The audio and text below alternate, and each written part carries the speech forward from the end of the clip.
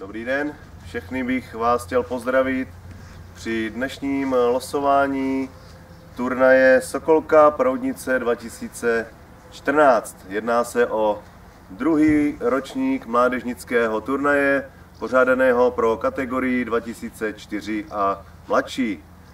Oproti loňskému programu jsou zde malé odlišnosti, takže upozorníme na to, že letos přivítáme 24 týmů, je to hlavně díky většímu zájmu, takže 24 týmů oproti loňským 16.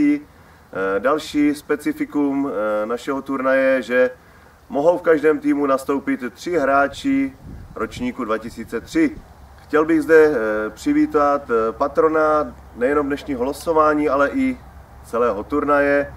Je jim významná fotbalová osobnost našeho regionu, bývalý prvoligový hráč Hradce Králové, Bohemians Praha, Příbrami Ostravy, ale i slovenského Trenčína, nynější hráč a mládežnický trenér Sokola Kratonohy Michal Lesák. Takže vítám tě, Michale, ahoj. Dobrý den, ahoj. Michale, chtěl bych se zeptat z tvého mládí, určitě jsi se účastnil také turnajů mládežnických, zavzpomínej nám na své mládežnické turnaje. Takže vlastně v mém mládežnickém věku jsem působil v Chotěboři, kde jsme se podobných nebo víceméně mládežnických turnajů účastnili. Vždycky si na to vzpomínám s velkou radostí, protože jsme měli možnost změřit síly z mužství z jiných okresů nebo krajů a jako takový ty stojný vlastně turnaje, který jsme absolvovali, tak si vybavuju velký turnaj v Přelouči, mládežnické kategorii, který se konal, na který jsem velice rád jezdil, a zúčastnili jsme se ještě třeba mistrovství republiky v mládežnické kategorii, kde jsme měřili síly s nejlepšími týmy České republiky. A vždycky jsme si to báječně užili a moc rád se současně na tyhle turnaje jezdím dívat. Díky, a ještě jednu otázečku. V loni si se zúčastnil našeho prvního ročníku v roli trenéra. Jak bys hodnotil ten první ročník? Tak vlastně první ročník, který tady loni proběhl, tak na to nemůžu prostě najít nic špatného. Bylo to vlastně perfektně zorganizované, byly tady výborné manšafty, sehrály se tady nádherné utkání. Vzpomínám na to velice dobře, všechno fungovalo, jak mělo, po organizační stránce, výborně připravené hřiště, takže mě nezbývá než jenom poděkovat za pozvání k loňskému ročníku a současně i k letošnímu druhému ročníku Sokol Cupu Roudnice, kdy můžu mít tu čest zde vylosovat skupiny a být patronem turnaje. Děkuju. A myslím si, že bychom mohli přistoupit k losování. Bude se losovat do skupin A, B, C, D. V každé skupině bude 6 týmů. Takže poprosím Michala, jestli by mi postupně podával jmenovky s jednotlivými týmy a já je budu přiřazovat do skupin. Takže prosím. Takže skupina A. Skupina A začínáme. Skupina A, to je Sokol Roudnice A. Tým do skupiny B.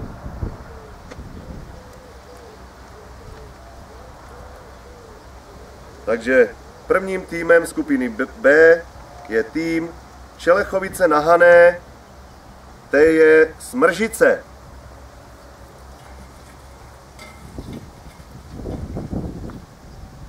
První tým skupiny C, to je Sokol Hořiněves.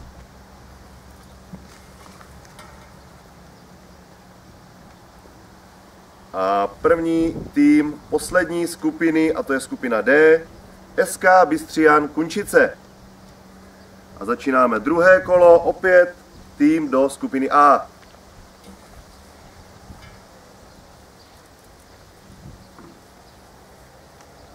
Ve skupině A máme FK Černilov. A. FK Černilov A. Skupina B, MFK Chrudim. Skupina C,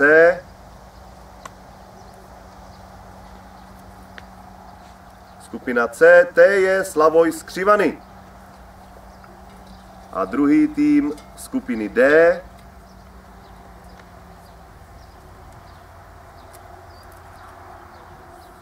MFK Nové Město nad Metují. A jedeme do třetího kola. Skupina A,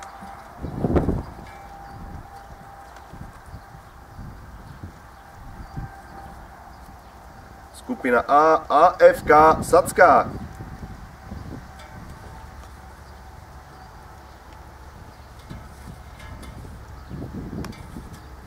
Pořádně promíchat. Skupina B, SC Xaverov.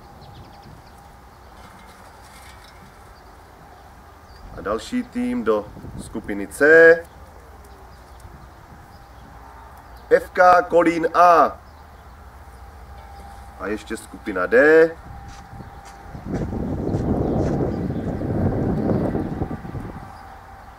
skupina D, první FK Příbram.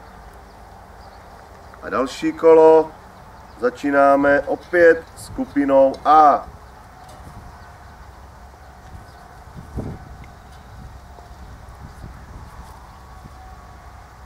Skupina A, AFK Opatovice nad Labem.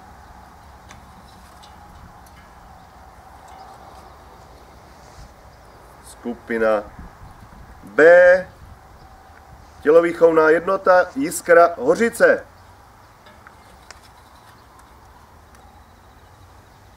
Skupina C,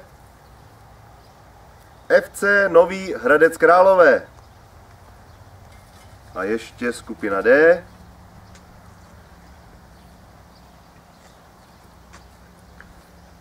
tělovýchovná jednota Sokol Roudnice B. A máme zde další kolo. Opět začínáme týmem ze skupiny A.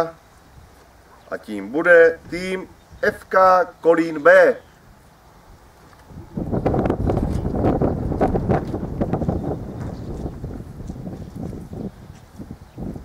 Takže do B skupiny tělovýchovná jednota Sokol Roudnice C.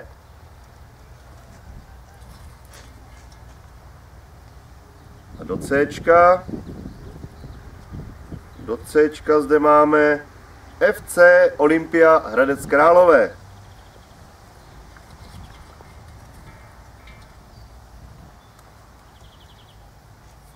A skupina D, obhájce loňského prvenství, tělovýchovná jednota Sokol Rovensko pod Troskami. A ještě zde máme jedno kolo, ano, takže začínáme opět týmem ve skupině A.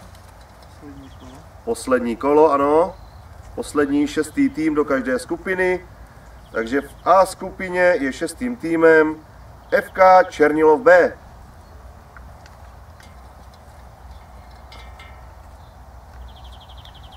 Ve skupině B to je tělovýchovná jednota Přelovice. A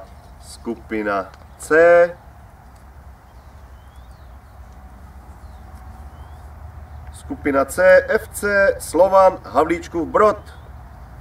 A již by nám měl zbývat poslední lístek, a to je šestý tým ve skupině D, a tím je tělovýchovná jednota Sokol Stěžery. Takže tím končí dnešní losování.